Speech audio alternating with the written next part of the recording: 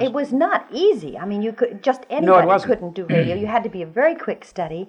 And in fact, I think it's too bad now that the young kids don't have the opportunity of working in radio. It was a great training ground. Because it was so great as a training ground.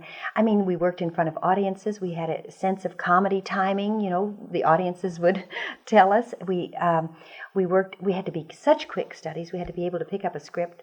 I remember one time I got a call for a silver theater, and the actress who had played the starring role opposite Kirk Douglas had panicked. She was in pictures, and she was a foreign actor. She had an accent, and so she was very insecure about having, to do it with so little rehearsal.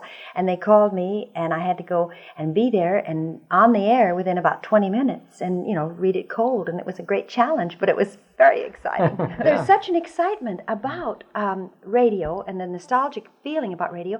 And even now, when I go to New York, and, I don't know where they come from, but those autograph people, who are outside of Sardi's in New York, they always come and say, hey, you did Corliss Archer. Can I have your autograph? They remember radio. Are you ready for the ultimate test? Are you safe? The time is now on the Hollywood Radio Theater. This is the Zero Hour. The Hollywood Radio Theater.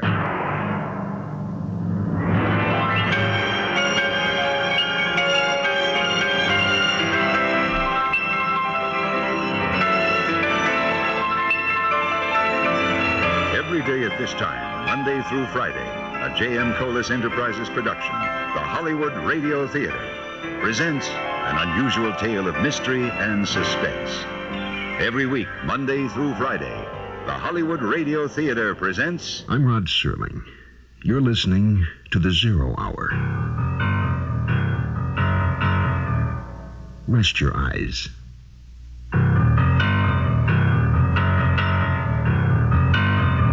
Exercise your imagination. This week, Bill S. Ballinger's best-selling novel of The Pursuit of a Damned Couple. The wife of the red-haired man. Starring Patty Duke Aston, John Astor,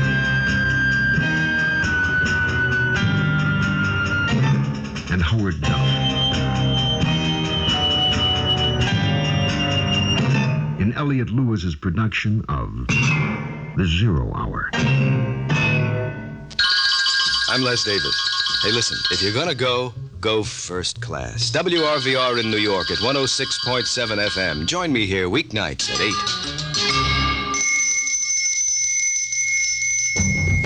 No one needs a carved gourd from Upper Volta or a basket from the Cameroons. No one needs a horse blanket made in Niger by nomads for camels. No one needs a batik painting from Ghana or a crimson dashiki.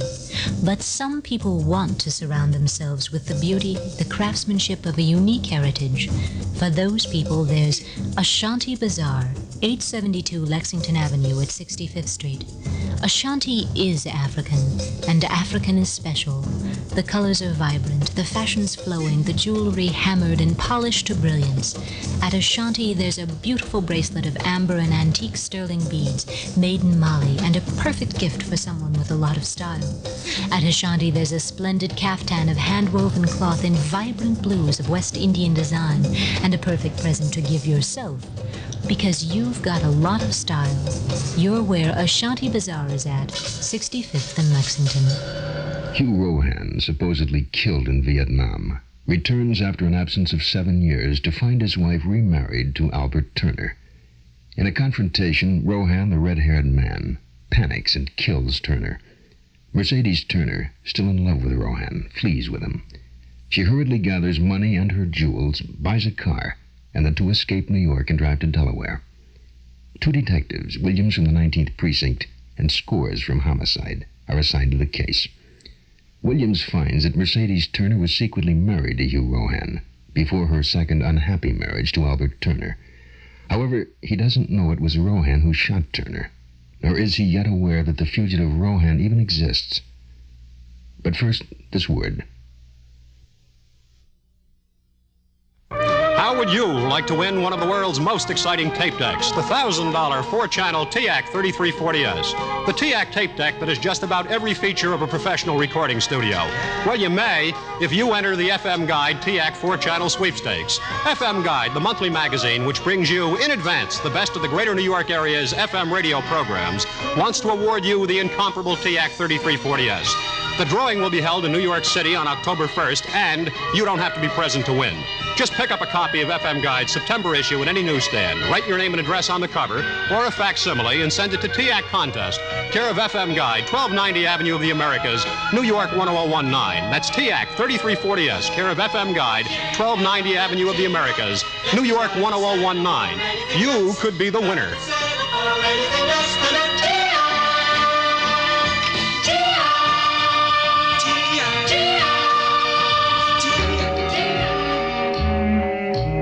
I drove back to New York late at night after my Connecticut scouting expedition. I'd found that Mercedes Turner and a young red-haired man named Hugh Rohan had been in love and had gotten married. This confirmed my growing feeling that someone had been with Mercedes Turner when her husband had been murdered. Someone who was with her now as she ran from us. In the morning, Scores was waiting for me with additional medical examiner reports. Albert Turner was shot with a .32. One shot through the heart. Anything on that carpet stain? The one in the living room? It's Turner's blood, all right. So that's where he was shot. Fingerprints? Well, someone cleaned up pretty well, the lab boys feel. You don't say. Yeah, they lifted prints on Turner, the maid, Mrs. Turner, some unidentifieds. But the doorknob, bar surface, phone, all clean of any prints. Is that it? No, there's one thing more. They picked up a strand of red hair. Texture indicates it's a man's. Now, Thelma Jordan can't recall any visitor to the apartment who had red hair. Yeah. Now, where'd I put that number anyway?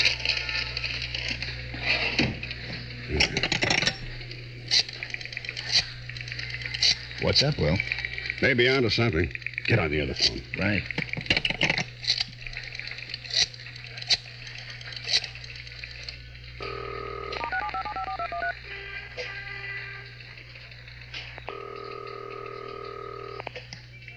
Hello? Miss Battles? Yes? This is Detective Williams from the New York City Police. I spoke to you yesterday. Mr. Williams, the paper says murder. You didn't say anything about murder. Mrs. Battles, tell me. After Mercedes' father annulled her marriage to Hugh Rohan, what happened to Rohan? The war happened. He went to Vietnam. And what then? I don't know. I guess he got killed over there. Why do you say that? Because Mercy loved you, no matter how her father felt. If she remarried, it was because Hugh Rohan was killed in the war. All right, Miss Battles. Thank you for your help.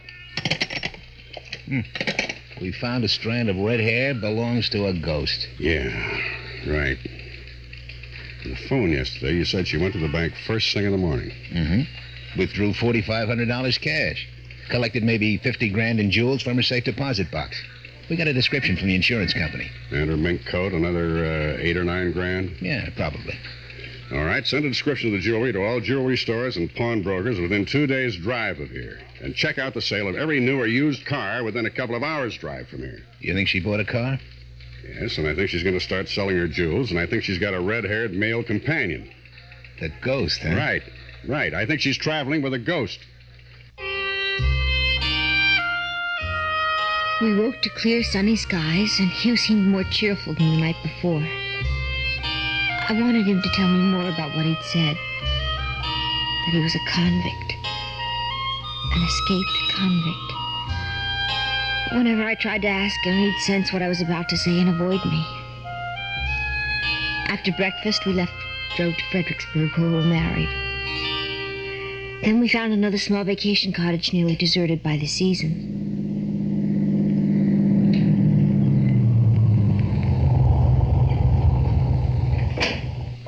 Come inside. Hugh, what you told me last night. No. I'm not going to ask you any more about it. You'll tell me what happened when you want to. Or not at all. I love you. I have since the day we met. I always will, no matter what. Oh, Mercy. Mercy. Look, someday I'll tell you. Someday. But not just now. Not yet. I'm sorry. I didn't mean to cry on our wedding day. Well, you did last time. Yeah, I did. Because I was so happy. Come on, let's go inside. Not yet. I want to drive to the drugstore. What you told me last night. What the police might have found. We have to do something about your red hair. Yes. Then even if they're looking for two people, it won't be us. I'll be right back. You wait inside.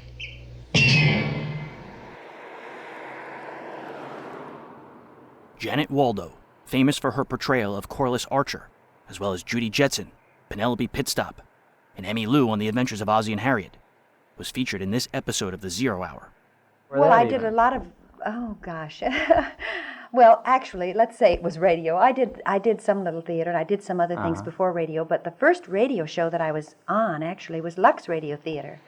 And I played a bit on that, and I worked with Jerry Hausner and Hans Conried, who are very well-known radio people and have gone on to television. And I remember thinking, gee, this must be a crazy business, because Hans Conried had one green sock on and one red sock. I remember that. And Jerry Hausner kept teasing me about taking, he said, you know, they're getting younger every day coming into radio. They're taking jobs away from men with families. And it took me about 2 weeks before I realized that a man with a family couldn't have played my part, you know. But I mean, I thought, gee, everybody in radio is crazy.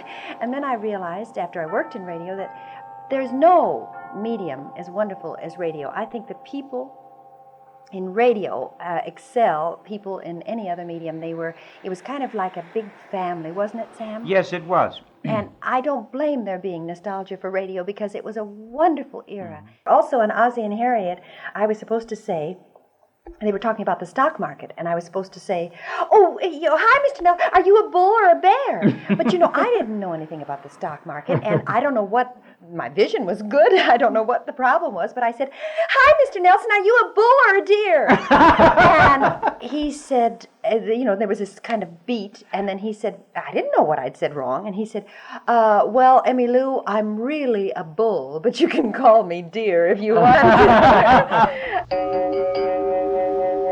I'm not a man who believes in ghosts. I recognize that things happen which can't be explained, and I accept the fact that not everything is written out in capital letters so even a small child will understand. But when the lab finds a single red hair from a male human, then a male human with red hair was in the room where that hair was found. Yet all our information led us to the conclusion that the man in question was dead. But there was still an unexamined part of Mercedes Turner's life. Neighbors named Layton, who lived in the apartment above. Well, you can imagine our surprise. We'd been up in New Hampshire skiing, and we hadn't heard any news. And then on the way home today, we heard about it on the radio. How well did you know the Turners? Oh, casually. You know, you see them in the elevator and say hello, or they get out of a cab you get into. Mr. Turner was shot Thursday night. I believe you were here in town then. Yeah, we didn't leave until Friday afternoon. Well, sometime around midnight. We're not sure the exact time. Did you hear a revolver shot? My husband's a perfectionist about his hi-fi. We wouldn't have heard anything because this apartment's soundproofed. Uh-huh. What did you think of the Turners as people, as a couple? Mrs. Turner is a beautiful woman. I don't know about him. Oh? Polite enough in the hall and lobby, but I never really liked him. Had a feeling he could be pretty unpleasant if he wanted. On the day of the shooting, or that night, did you see any strangers around the building? Oh, in New York, everyone's a stranger. How do you remember them? Only if they're acting suspiciously or if someone's different. For instance, last Thursday in this neighborhood, did you see a man with red hair? Real red hair. What? Yes, I saw him. What was he doing? Walking down East Vanders in the rain. That's all, just walking and looking around as if he were searching for an address.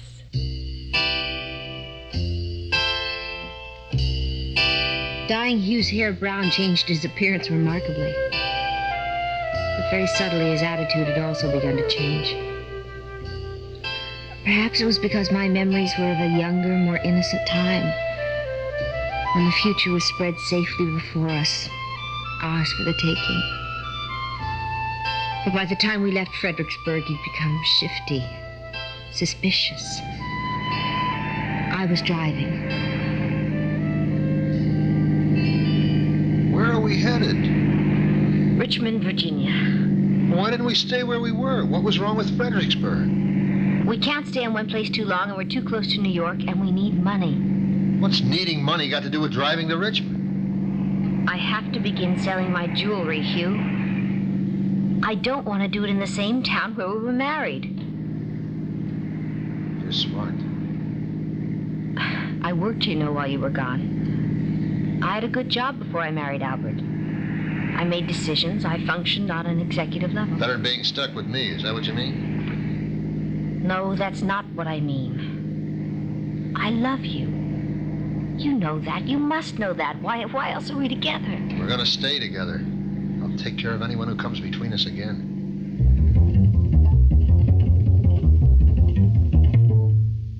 In Richmond, I found a company, the Dixie Jewelers, which bought and sold old jewelry. The man was nice and honest, but I was shocked at what I received for my cluster diamond earrings.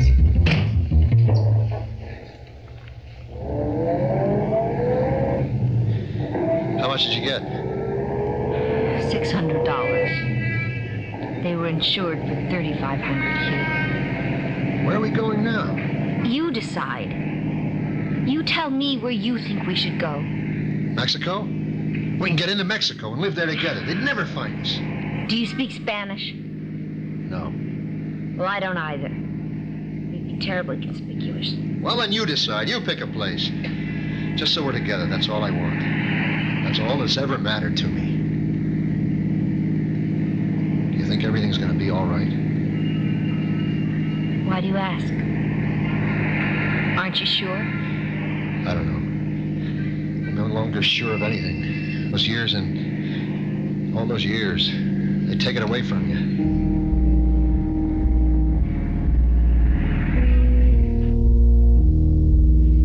Police work takes a lot of sweat and a bit of luck.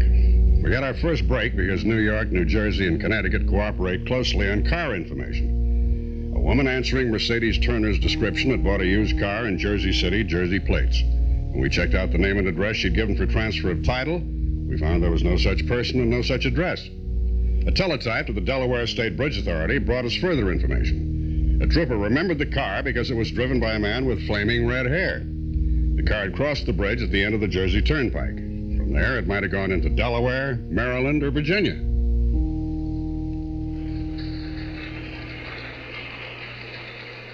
I put out the car description and the Jersey plate numbers. Good. So there really is a red-haired man, huh? No ghost, a real live person.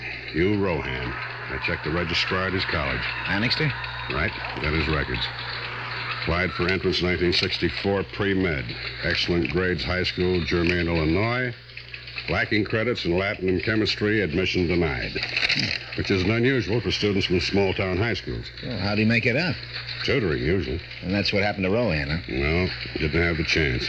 Wasn't in school, so he was eligible for the draft. Oh, lousy. Instead of going to Annixter, Rohan went to Vietnam.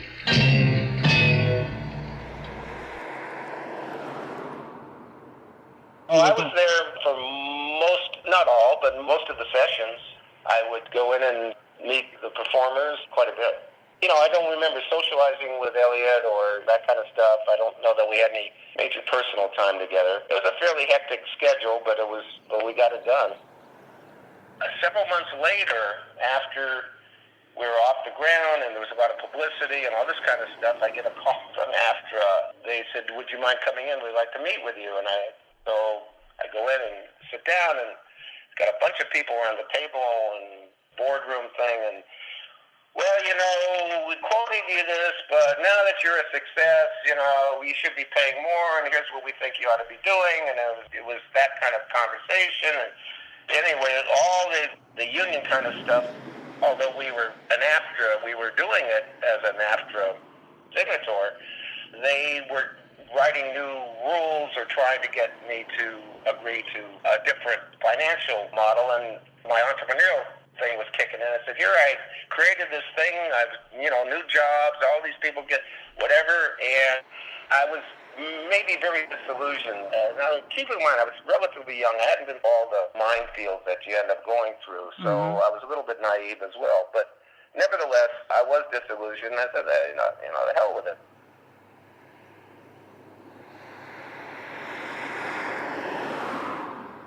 With AFTRA's moving goalposts meaning that producing more episodes of the Zero Hour would cost significantly more money, in the fall of 1973, Jay Kholos had to look for either a potential production partner or a buyer.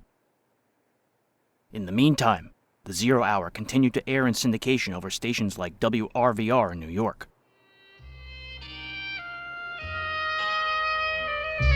We drove all day under a sky the color of gray worsted. Occasionally the wind tore narrow rifts through the overcast for a watery sun to peep through. We stayed that night at a motel. Our room was as impersonal as a rented locker.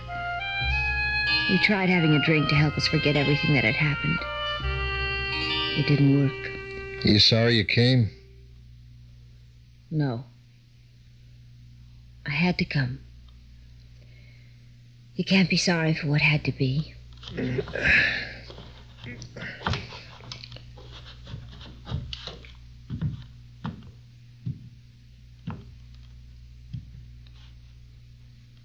It's dark out. Yes. What are you listening for? Do you believe in extrasensory perception? I don't know. Sometimes, maybe. But it'd take a lot of proving. I had a feeling this afternoon, sudden, sort of peculiar, odd, like intuition. A message said, "The chase has started." They're looking for a couple. There's no way you can know that. Oh, yes. Yes, there is. The Khans used to talk about it. I didn't believe it, but I do now. No. There's no way you know that's true. It's like telepathy, as if some cop's thoughts are being transmitted to me. Not all the time, just now and then. Just a little bit, now and then.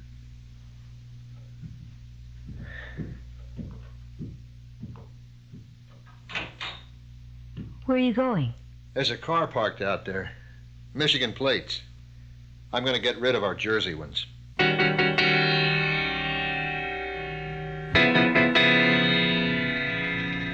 Here are the records and Rohan's prints from his Army induction. He disappeared on a patrol in Vietnam in 1965. Missing in action, presumed dead. Mm-hmm. We get anything on our wanted flyers? I think we did, Will. A couple of days before Albert Turner was shot, 3 Khans broke out of Waldo prison in Canada. Now, 2 of them were recaptured, but one is still at large. And that one's got red hair. What name? John Red Cargill. Seaman's papers. 3 to 10 for false passport, illegal entry, and smuggling. He'd served 7 when he split. Cargill's prints match Rohan's. Picture of Cargill? Correspondence Bureau received a telephoto copy of him from Montreal. Right here. Yeah. Oh, it's funny. I knew he'd look like this. Good features, clean cut, sensitive mouth, eyes. I could see him in my mind. Yeah. Guy like that, 7 years in prison. He'd probably crack open pretty easy. But, well, the trouble is, we don't really know if he shot Albert Turner. Rohan and the Clinton girl were married when they were kids. Their old man annulled the marriage. Wait a minute. When the woman's safety deposit was opened... What's the matter? What's bothering you? This list of contents. Insurance policies, empty silk jewel case, title to co-op. Here we are. Why would she keep an empty envelope? Oh, probably she didn't bother to throw it out. Or maybe there was a return address on it. Who are you calling? Banner's DA's office. Find out if there's a name and address on that envelope.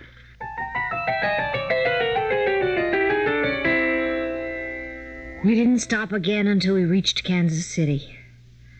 We had run from the Atlantic to the Midlands. Hugh's mood varied from moment to moment. Sometimes he was cheerful and optimistic, and I had hopes, against my better sense, that perhaps something would work out for us. But then he'd plunge into gloom and despair. And try as I might, I could see no future for us except to run until we were caught. Perhaps he felt the same way in that tiny Kansas City hotel room. Oh, Hugh, please put that gun away. I need it. Reminds me of prison. What I may need to do so I don't go back there. You have to get rid of it. It's direct evidence. I won't let matters get that far. Why did you marry Turner? I told you why. You were gone so long. I tried to convince myself that I didn't love you anymore. But the moment you came back, it was the same way it had always been. Isn't that enough? But now you're... What do you think? What are you thinking? That I'm different? That I'm not the same? We've both changed, darling. I no longer know what you think or feel either. Both of us together, possibly we can make one whole person.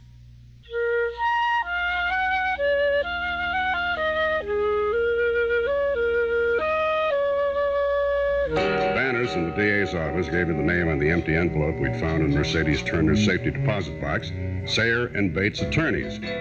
I talked to Arnold Bates, the junior partner. He was very cooperative. He told me he'd handled an Enoch Arden decree for Mercedes Clinton against Hugh Rohan not quite 2 years earlier. The marriage had been secret, and Mercedes Clinton Rohan had wanted the decree kept secret.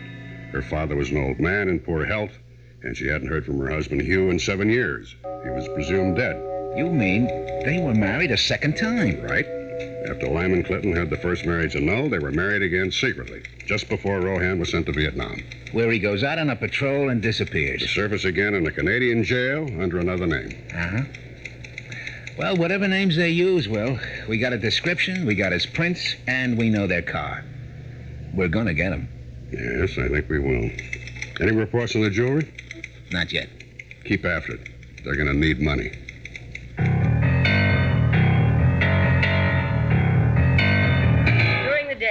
For tonight, the temperature for Kansas City and vicinity should dip to 39 degrees. It will be cloudy tomorrow with a chance of snow flurries. How long are we going to stay here? Oh, another day or so. Gotta move on. Get out of the country. We need money to do that.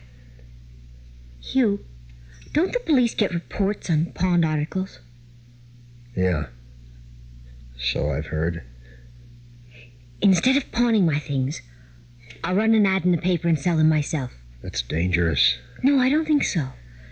Kansas City is a big place. The police won't pay any attention to a newspaper ad. And then we'll move on? Yes. Hugh, I promised I wouldn't ask you about prison, and I'll keep that promise. I don't want to talk about it. But we must get out of the country. To do that, we'll need passports. Well? Do you know anyone? Someone who could get us passports? In prison, I knew... We have to leave the country. Yeah. Yeah. I know someone who might. But, it's expensive. We'll get the money. We have to buy passports. I think we've run as far as we can.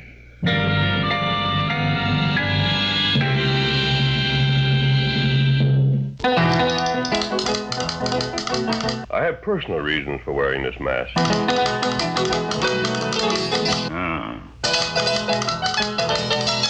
Now, I'm telling you. No, I'm not an outlaw. Get up, come on, get up. Oh, now, easy.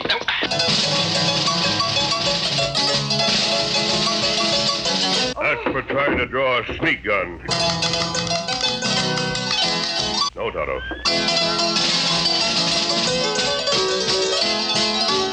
Tonto and I moved back into the timber a ways.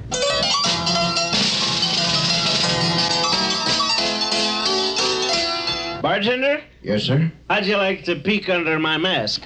Listen to the Lone Ranger Tuesday nights, partner, at 7:30 on RVR.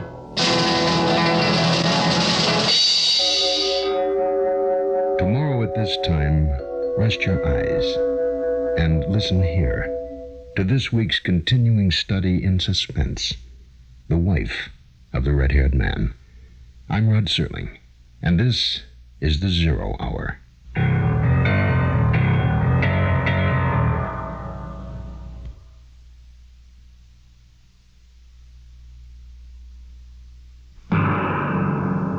You've been listening to the Hollywood Radio Theater's presentation of The Zero Hour, heard every weekday at this time. Rod Serling is your host. This week, in Bill S. Ballinger's The Wife of the Red-Haired Man, Hattie Duke Aston is Mercedes, John Aston is Rohan, and Howard Duff is Detective Williams. Featured in the cast are Harold Gould as Detective Scores, Mary Jane Croft as Clara, Janet Waldo as Mrs. Layton, and Ruth Ashton Taylor as the Weather Girl. Zero Hour is produced and directed by Elliott Lewis. Jack Myers is the executive producer, and Karen Lee Cohn, associate producer. Music conducted and composed by Stanley D. Hoffman. The Hollywood Radio Theater theme was played by Ferrante and Teicher and is now available on United Artists Records and Tapes. This has been a J.M. Kholos Enterprises production. Hugh Douglas speaking. Tune in tomorrow, and once again, rest your eyes and listen here to the Zero Hour.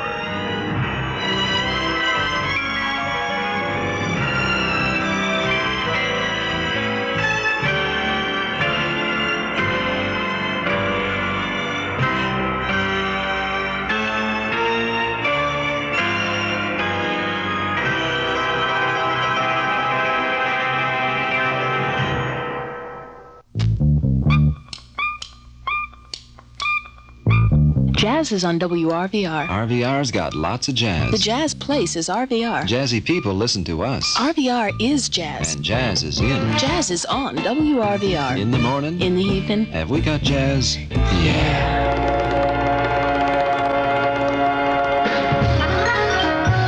This is Van Jay reminding you that you're listening to Jazz and Talk Radio, WRVR in New York, 106.7 on your FM dial. WRVR presents a Festival of Old Radio.